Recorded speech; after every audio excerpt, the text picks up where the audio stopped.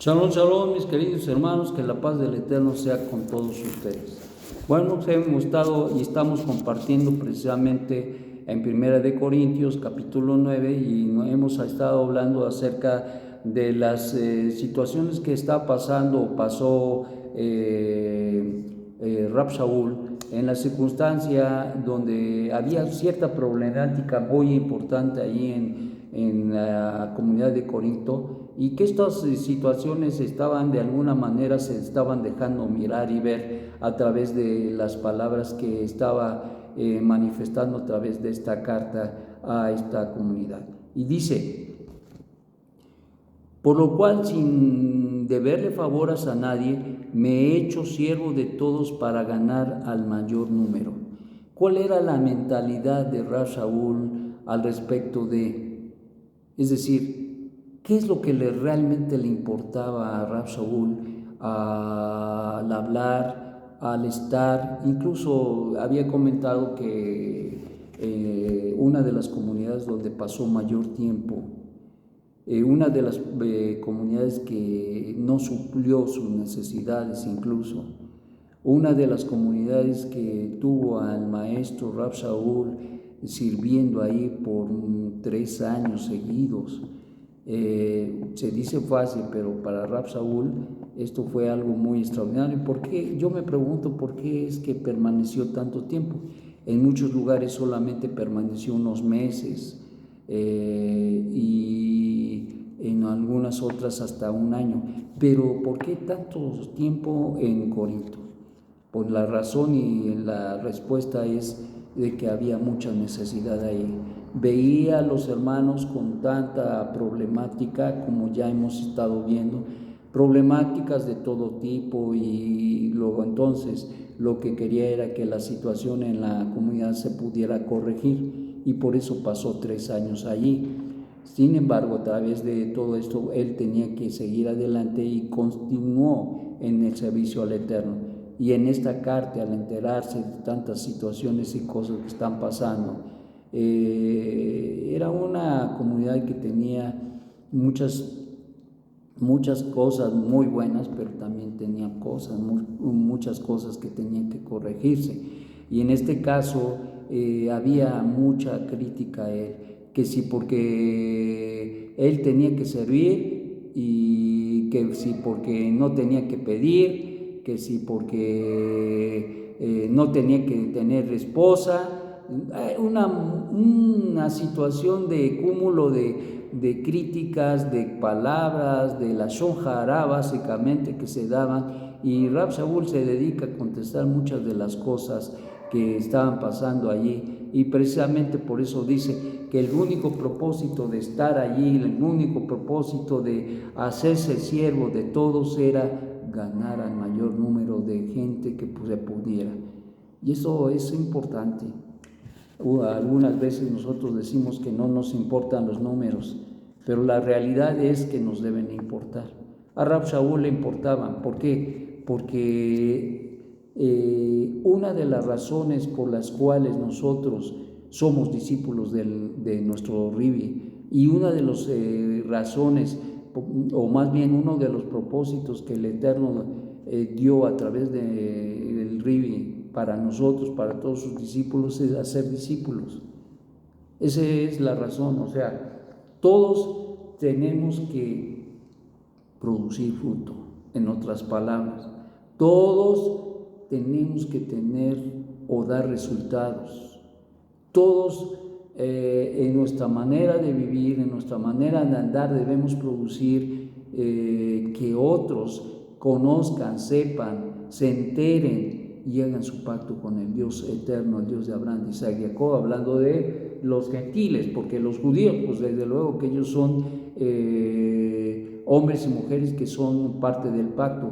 A ellos no les vamos a hablar del Dios vivo, porque ellos lo saben, pero sin embargo hay ciertos tipos de judíos, como vamos a ver, que aún a pesar de estar y haber nacido en el pacto, han abandonado ese pacto.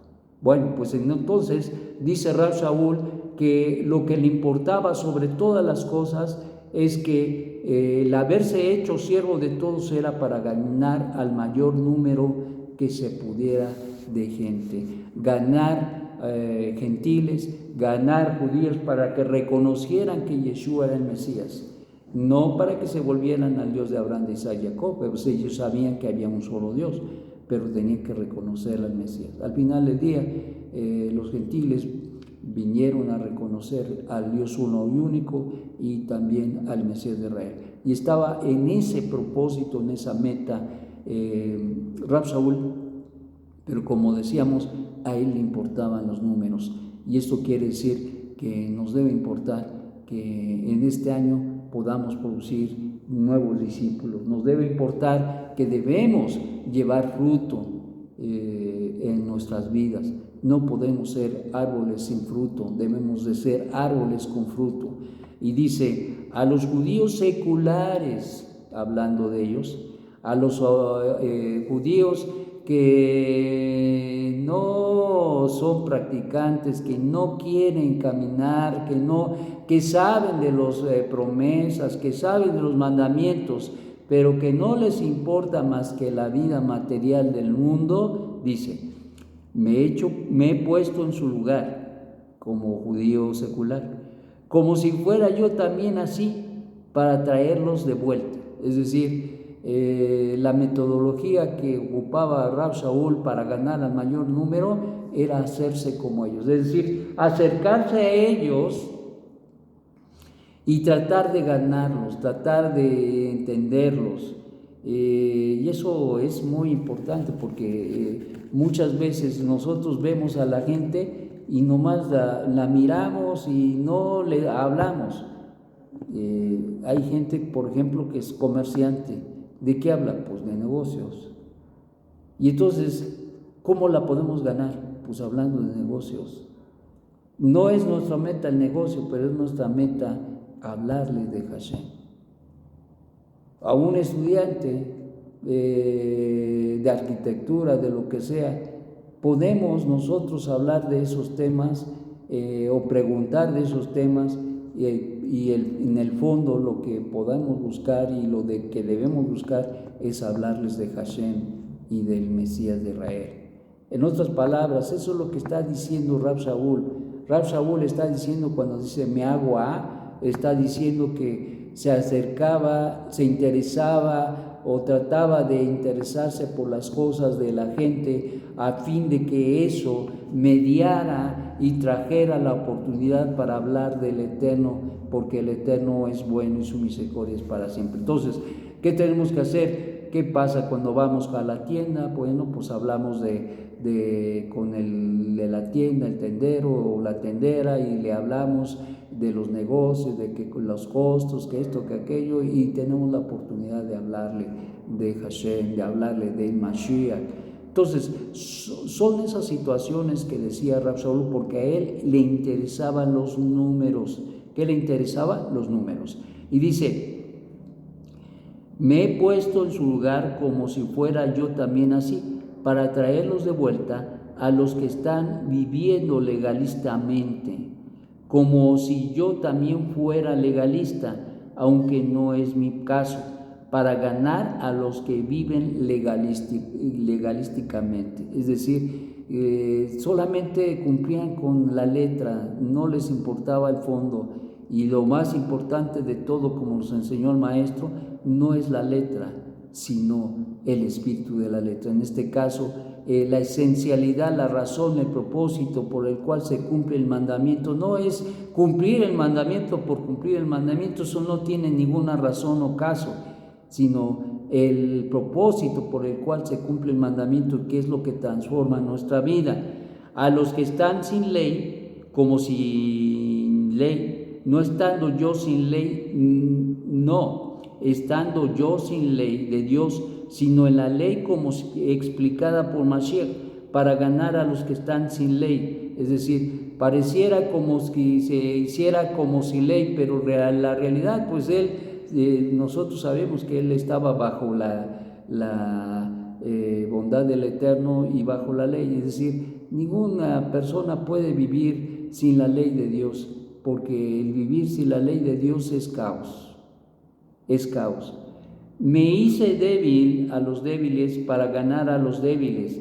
A todos me hice de todo para que de todos modos salve a algunos. Y esto hago por causa del mensaje de la promesa de la redención para hacernos copartícipes de él. Es decir, el propósito, la razón de acercarnos a la gente, como lo hacía incluso nuestro Santo Maestro, es, por ejemplo, a él lo juzgaban mucho de que se sentaba a comer y a beber, que por los bebedores, que los comedores, y lo criticaba mucho porque decían que se juntaba con los pecadores. ¿Se acuerdan de allá de Zaqueo, aquel recaudador de impuestos, que al pasar por el camino y al verlo, Yeshua le dice: baja de ahí porque me es necesario que pose en tu casa? ¿Cuál era la razón de estar en la casa de Zaqueo? Pues nada más ni nada menos de hablarle del Malajú Hashamay y que él verdaderamente hiciera rectificación en su vida. Él sabía y conocía del Dios uno y único, pero era necesario que supiera que el Mesías había llegado. Entonces esas son cosas muy extraordinarias y que él siempre se acercó a la gente, estaba con la gente, buscaba a la gente. ¿Por qué? Porque si nosotros queremos compartir con la gente de la promesa que el Eterno nos ha dado, pues lo que tenemos que hacer es acercarnos a ellos. No podemos rehuir. Hay mucha gente que se cree demasiado santa como para acercarse al mecánico, hablarle a la tendera o hablarle a la de enfrente. No sé, hay situaciones incluso prejuiciosos, y créanme que mucho de esto ocurre cuando precisamente se dan ciertas circunstancias en la vida. En el caso de, por ejemplo, nuestros hermanos aquivanos, se encerraron en un globo, se encerraron en una burbuja. Hoy en día se han estado abriendo. ¿Por qué razones? Porque al haber el boom acerca del regreso a las raíces hebreas, ellos se han dado cuenta de esto y ahora están involucrando muchísima gente a entrar a sus escuelas, a sus grupos. Es interesante porque pues a ellos no les ha costado nada más que llamar a la gente o abrir la puerta para que entren, pero a los que les está costando debemos de ser sabios para poder juntar a esa gente y enseñarles de Mashiach, porque no tiene caso que la gente, no tiene caso que la gente conozca de las cosas del Eterno, de la ley del Eterno, de los pactos del Eterno, si no reconoce que Yeshua es el Mesías. Entonces, por esa razón, mis amados, nosotros tenemos que ver esto muy claro. Nuestros hermanos aquivanos han propuesto a muchos judíos como Mesías, pero te voy a decir, ¿a dónde están esos hombres que propusieron como Mesías? Muertos. Y recuerde que hay una cosa muy importante, que en las Escrituras dice que tenía que resucitar, y el único que ha resucitado y que hay evidencias de ello es el Yeshua, nuestro Santo Maestro. Y también ellos han propuesto a muchos judíos y reprochan mucho a nuestro Santo Maestro diciendo que las Escrituras dicen que cuando viniera el Mesías traería la paz y la justicia al mundo. ¿Por qué no lo han hecho sus maestros que nombraron un Mesías? ¿Por qué no lo han hecho? ¿Por qué nada más se lo quieren aplicar a nuestro Santo Maestro cuando sus maestros o aquellos que fueron achacados como el Mesías por parte de ellos no lo han hecho? Entonces, ¿de qué estamos hablando? De que cuando se trata de aplicarle la medida del frente, se la aplico con todo rigor, y cuando se trata de que lo mío, yo ni lo mido. Eso no es ni ético, no es justo, ni es verdad. Y entonces estamos mirando y viendo que más que nada la perspectiva que tiene la gente especialmente nuestros hermanos akivanos al respecto de Yeshua, es prejuicio. Es un prejuicio entendido, pero no justificado. Que el Eterno nos ayude a poder entender de una manera extraordinaria la labor que hacía Rab Shaul y que nosotros nos empeñemos también para producir ese fruto, para ganar, como dice, al mayor número de gentes. Procuremos compartir, hermanos. Nos está costando un montón movernos porque se acostumbró la gente a esa forma de que, pues, ¿para qué hablarles si ellos tienen que ser llamados por el no? Dice el mismo Rab Shaul, ¿cómo van a escuchar si no hay quien les hable? ¿Y cómo se van a arrepentir si no hay quien los exhorte? Entonces, mis amados, tenemos una gran responsabilidad y esa responsabilidad es tuya, recuérdenlo, es tuya, desde luego que es mía, yo no la rehúso y por eso seguimos empujando la rueda, pero animamos a todos ustedes, mis amados, a ser participantes de esta obra, pero no mirando, sino empujando, trayendo fruto. Que tengas un magnífico día. Shalom, shalom.